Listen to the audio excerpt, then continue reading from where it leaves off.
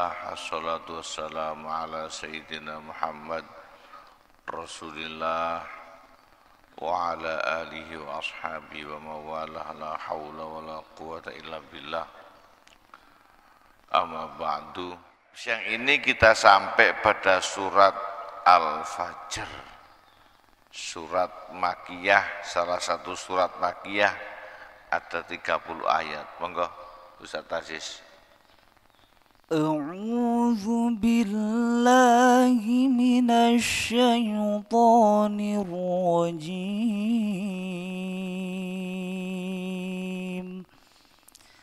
بسم الله الرحمن الرحيم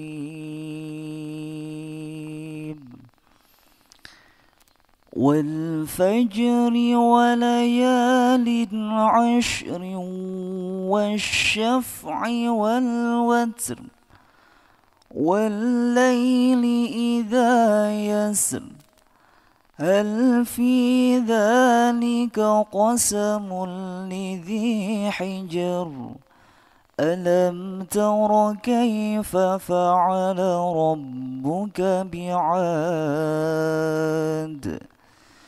إرم ذات العماد التي لم يخلق مثلها في البلاد وثمود الذين جابوا الصخر بالواد وفرعون ذي الأوتاد الذين طغوا في البلاد فأكثروا فيها الفساد فصب عليهم ربك سوط عذاب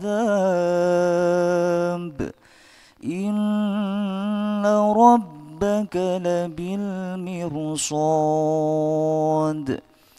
فأما الإنسان إذا ما ابتلاه ربه فأكرمه ونعمه فيقول ربي أكرمن وأما إذا ما ابتلاه فقدر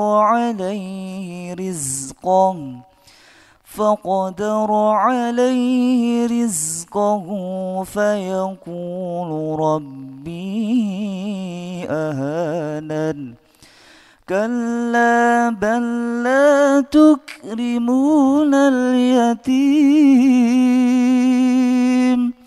ولا تحاضون على طعام المسكين وتأكلون التراث أكلا لما وتحبون المال حبا جما كلا إذا دكت الأرض دكا دكا وجاء ربك والملك صفا صفا وجيء يومئذ بجهنم يومئذ يتذكر الإنسان وأنى له الذكرى يقول يا ليتني قدمت لحياتي فيومئذ لا يعذب عذابه أحد ولا يوثق وثاقه أحد يا أيتها النفس المطمئنة ارجعي إلى ربك راضية مرضية فادخلي في عبادي وادخلي جنتي صدق الله العظيم.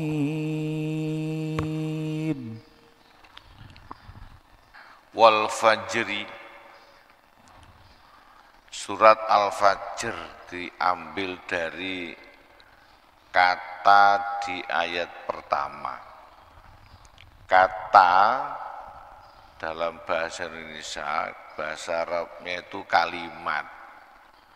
Jadi kalau kalimat itu kan susunan ya dalam bahasa Indonesia. Tapi kalau dalam bahasa Arab kalimat itu ya kata yang tunggal, itu namanya kalimat. Wal fajri, demi waktu fajar. Ada apa kok fajar ini dipakai sumpah oleh Allah? Ya pasti penting lah, penting. Apalagi di bulan puasa ini, fajar ini penting untuk memulai waktu puasa. Walayalin asyrin, lan piro-piro bengine 10. Ini para ahli tafsir berbeda. Malam 10 ini malam apa? Kok diangkat menjadi salah satu bentuk sumpahnya Allah? Ya, malam 10. Sebagian ulama memaknai 10 awal bulan Dzulhijjah. Tanggal 10 sampai tanggal 1 sampai bulan 10 Dzulhijjah. Itu kan bulan-bulan haji. Bulan-bulan haram ya, salah satu bulan haram yang dimuliakan Allah. Itu penuh dengan kemuliaan. Puncaknya tanggal 10 itu hari raya Idul Adha. Ada pula yang memaknai 10 malam ini 10 malam terakhir bulan Ramadan. Ya sama dengan tadi, 10 malam sebelum Idul Adha.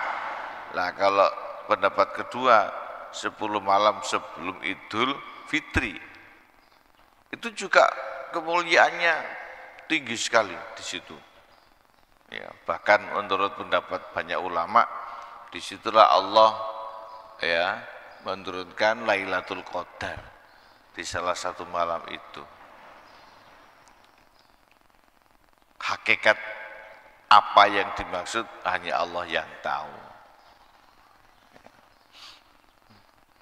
Tapi Allah sendiri menegaskan lewat Rasulullah bahwa Quran ini diturunkan dalam 7 versi. Ya. 7 versi, bisa versi makna, bisa versi bacaan. Ya mungkin juga ada 10 malam yang lain. 10 malam yang penuh dengan kemuliaan. Wasyafa'i wal watri, lan demi ganep. Wasyafi lan ganep, wal watri lan ganjil. Lah ini Masya Allah, Allah mengangkat istilah syafa'i wal watri, ganjil, ganep. Mungkin waktu itu belum ada atau belum populer lah penggunaan istilah ganjil genap di kalangan orang Arab. Nah kalau sekarang berkat inspirasi Quran, kita tuh akrab dengan ganjil genap. Perkuliahan ganjil genap. Terus lalu lintas juga ada aturan ganjil genap. Rumus matematika wos berkembang demikian luas penggunaan ganjil genap. Itu inspirasinya dari Quran. Walaili lan bengi gitu ya, bengi pakai ba. Ada yang mengatakan pakai wau, wengi. Walaili lan demi malam ida yasri nalikane lunga teka ya lail. Ini Kiai Bisri menggunakan istilah lunga teka, datang dan pergi. Yasri sendiri maknanya itu berjalan, saro yasri. Hal fi dalika apa toh ing dalem mengkono-mengkono perkara limo tadi apa? Wal fajri wal layal asyr asyafi wal watri wal lail. Kosamun utai sumpah lidi hijrin tumraping wong kang andoni akal. Nah ini menarik, kata hijrin tapi dimaknai akal. Akal ini dalam Quran banyak sekali diksinya. Ada ulul albab lubun, ya, alladzina yadhkurunallaha qiyaman wa qu'udan wa 'ala junubihim, ya. Ulul albab. Ada yang aklun itu diwujudkan kata kerja, afala ta'qilun, afala ya'qilun. Ada juga yang dimaknai atau dikatakan al-fikr, pemikiran. Tapi di sini hijrin. Padahal hijrin ini dalam banyak penggunaan itu dimaknai kamar. Hijir Ismail itu kamar di sebelahnya Ka'bah itu loh. Dulu bagian dari Ka'bah. Hijir Ismail yang setengah lingkaran itu kamar tempat Ibu Hajar mendidik, merawat, mengasuh Nabi Ismail. Itu dulu bagian dari Ka'bah.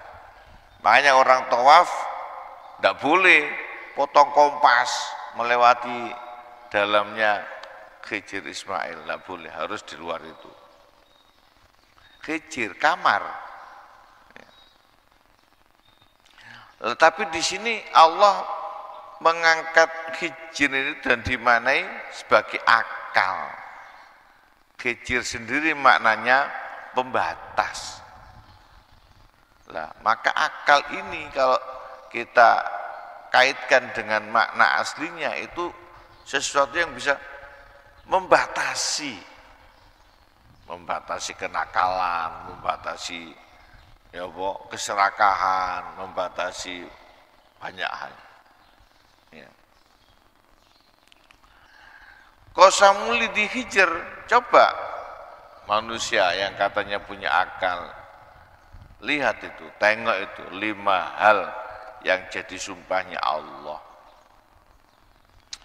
Alam taro apa to ora pirsa sira, apakah kamu tidak melihat kaifa fa'ala kepriye nitahaken, nitah itu perintahnya, sapa rabbuka pangeran ira bi'adin kelawan kaum Ad. Kaum Ad ini kaumnya Nabi Hud. Iram datil imad, yaitu suku Iram kang anduweni dhuwur. Imad itu cagak, tiang, dikonotasikan tinggi. Tiang itu kan penyangga. Ya kalau tiangnya rendah, bangunan itu ya tidak bisa wujud bangunan. Ya tiang itu harus tinggi. Imad, makanya di sini dimaknai dhuwur, tinggi. Imad itu tiang. As-sholatu imaduddin. Sholat itu tiang agama. Kaum Ad, kaum Iram ini terkenal punya bangunan yang tinggi-tinggi. Alladzi lam yukhlaq, kang ora den dadekake apa misluha sepadane kaum Iram fil bilad ing dalam negara-negara. Tidak ada suku yang menyamai kaum Ad ini dalam hal keperkasaannya, dalam hal kemampuannya. Nah, kalau panjenengan buka channel YouTube itu ada kota-kota peninggalan kaum Ad. Gunung itu, batu cadas diukir, membentuk bangunan istana yang bagus kan. Itu kaum Ad. Wa Samuda, lan kaum Samud. Nah, kaum Samud ini kaumnya Nabi Soleh. Sama, kaum Samud ini melanjutkan tradisinya kaum Ad. Alladzina jabu, kang podo motong sapa alladzina as-sakhra ing watu kemeloso, batu cadas, bilwadi ana ing jurang-jurang. Batu yang keras, batu yang utuh setinggi gunung itu kemudian diukir, dilubangi, dijadikan tempat tinggal. Sampai sekarang masih ada. Coba itu kamu teliti itu. Kaum Ad, kaum Samud, peninggalan-peninggalannya, sejarah-sejarahnya, cerita-ceritanya. Wa fir'auna lan fir'aun dil autat kang anduweni pira-pira patok. Patok ini kalau sekarang ya tiang pancang gitulah. Ya, ini informasi dari Al-Qur'an. Fir'aun itu punya teknologi tiang pancang. Kita bisa membayangkan betapa kuat pondasinya piramid. Bangunan sedemikian tinggi dari batu. Ya. Kok sampai sekarang itu loh, tidak miring.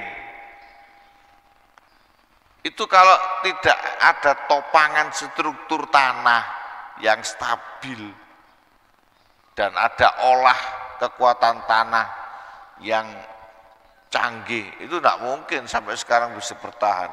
Tidak miring itu tidak mungkin.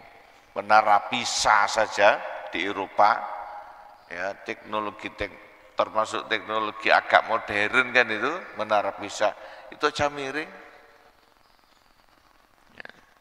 Sementara piramid yang berdiri di hamparan pasir itu kan rawan dengan labilitas tanah. Kok bisa bertahan? Dan informasinya di Quran. Dil autat, Fir'aun itu mempunyai pasak-pasak.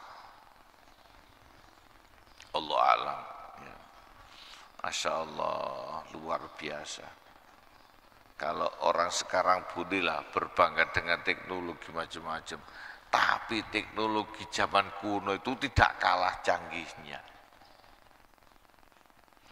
Alladzina taghaw, kang padha lacut itu jahat, fil bilad ing dalam negara, fa aksaru mongko ngake-ngakeaken ya alladzina fiha ing dalam bilad al fasad ing kerusakan.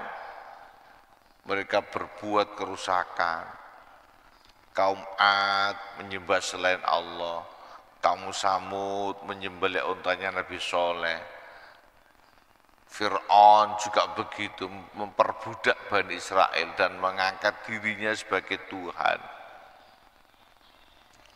Rusak tatanan masyarakat rusak, orang tidak lagi mengenal siapa penciptanya, tidak lagi bisa menyembah Tuhannya, rusak. Fasobba mongko ngesokaken Allah alaihim ing ngatasi alladzina, fasobba mongko ngesokaken alaihim ing ngatasi alladzina sapa rabbuka pangeran ira sauta adab ing cemeti siksa. Saut itu cemeti. Cemeti itu apa cemeti itu? Pecutnya sekarang dipakai semboyannya Jawa Timur, cetar gitu. Sauta adab, cemeti siksa. Nah ini canggihnya Quran itu loh, Masya Allah. Lafadz soba itu kan ngesok, nyuntek. Loh, tapi yang dijadikan gabungannya itu kok sauto, kok bukan air gitu loh. Kok bukan maun atau maujun, gelombang.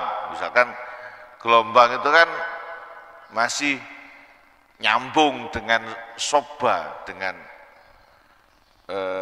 nyuntek atau menuangkan. Soba itu menuangkan, soba. Ya. Tapi dipakai kata saut, dipakai kata cemeti, seperti tidak nyambung. Nah, tapi memang seperti itu kecanggihan sastra Quran. Dan di balik itu semua pasti ada rahasia. Inna rabbaka setuhune pangeran sira kabeh iku labil mirsad yakti anjogo, ya, yakti anjogo sapa rabbuka. Allah mengawasi semuanya, ya.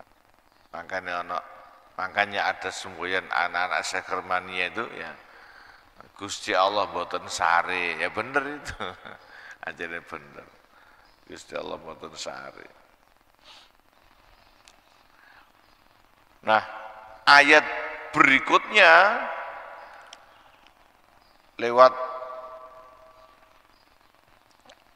ayat ini Allah membangun perubahan persepsi. Wa ammal insanu mongko anapun utai menungso idamab tala nalikane nyuba hu ing insan sapa rabbuhu pangerane ya insan fakrama mongko mulyaken ya rabbuhu hu insan wa na'amalan paring nikmat ya rabbuhu insan fayaqulu mongko ngucap ya insan Rabbi utai pangeran ingsun iku akrama mulyaken ya Rabbi ingsun. Ya, manusia itu kalau diberi rezeki kenikmatan biasanya ya merasa dirinya dimuliakan Allah dan terlena, oh awak iki mulya, awak iki hebat di hadapan Allah. Buktinya rezeki lancar, penyakit tidak pernah hinggap, keluarga tentrem, pangkat karir lancar, urusan mudah, fasilitas tersedia, mulya, merasa dirinya dimuliakan Allah. Seolah-olah dia lupa banyak nabi-nabi dan para wali yang dimuliakan Allah justru dengan diuji. Nabi Isa diuji, tidak punya rumah, tidak punya istri, tidak punya macam-macam, diuji. Itu kemuliaan Nabi Isa. Nabi Zakaria diuji, tidak punya anak sampai usia sepuh, diuji Allah. Dan itu kemuliaan untuk Nabi Zakaria. Nabi-nabi yang lain juga begitu, banyak yang diuji dengan kemiskinan, penderitaan, ya, kemacetan urusan, macam-macam. Lah, makanya ini Allah merubah persepsi kita, persepsi manusia pada umumnya Jangan dulu GR, merasa dimuliakan Allah dengan fasilitas kenikmatan. Wa amma idza mabtala, mongko ana pun nalikane nyuba rabbuhu ing ingsan, faqadara mongko ngerupekaken. Apa ngerupekaken? Rupa itu sempit, sumpek, seret, apalagi itu ya. Rupa sempit, seret, macet, wis pokoknya patente, ruwet pokoknya. Ketika Allah memberi keruwetan, kesempitan, alaihi ing atase menungso, rizqahu ing rizkine insan, fayaqulu mongko ngucap sapa ya insan, Rabbi utai pangeran ingsun iku ahana ngino ya Rabbi ni ing ingsun. Mereka berkata, Allah sedang menghinakan saya. Jangan begitu. Ya. Ukuran kemuliaan bukan harta, bukan jabatan.